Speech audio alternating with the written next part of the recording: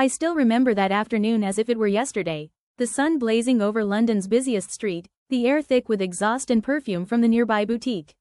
I had gone there with my boss, Mr. Edward Whitmore, one of the richest men in the city, a man whose name opened doors and silenced rooms. As we stepped out of the boutique, his diamond wristwatch caught the sunlight and almost blinded me. 4 bodyguards followed close behind, carrying his shopping bags stuffed with designer suits and shoes. The whole street turned to look at him, tall, confident, and smelling of wealth. Then, out of nowhere, came a frail, blind beggar, an old man whose clothes were nothing but rags clinging to bones. His eyes were pale and empty, and his voice trembled like a leaf in the wind. "Greater than, please, kind sir, just a little help," he begged, stretching out a shaky hand. I saw pity flicker in Mr. Whitmore's eyes. He reached into his pocket, pulled out a crisp wad of money, and placed it gently into the beggar's palm. People murmured, amazed. A rich man showing mercy, a rare sight indeed. But what happened next chilled me to the bone. The beggar paused, turned his head slightly toward Mr. Whitmore, and spoke words in a language I barely recognized, old, heavy, and sharp like a blade.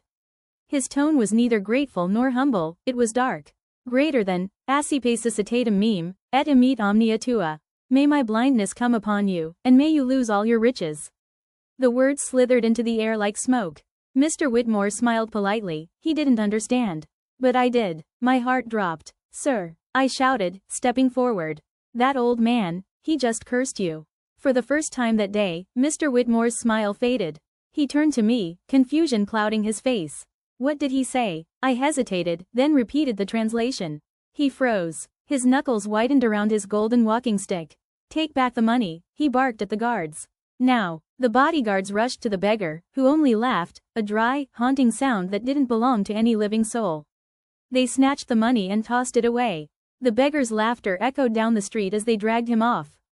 And then, silence. Days passed. At first, everything seemed fine, the mansion, the cars, the laughter of his children. But then the strange things began. His driver crashed the Bentley, claiming he suddenly couldn't see. The next day, Mr. Whitmore tripped on the stairs, saying his vision blurred for a moment. Within a week, doctors said he was losing sight in one eye. He spent millions searching for cures, specialists, even exorcists. But nothing worked. His businesses began to crumble, trusted workers turned against him. And one night, I was there. He stowed in his grand hall, alone, eyes clouded white, whispering the same words over and over. "Greater than, I only wanted to help him." Months later, I passed by that same boutique again. The beggar was gone, but in his place sat a young boy, blindfolded, playing a flute. When I dropped a coin in his bowl, he smiled and said softly, "Greater than, kindness given without discernment, invites its own test." I looked around, my heart pounding, but there was no one else. Only the wind, whispering through the city that some gifts are better refused. Thanks for watching. Please like, comment and subscribe.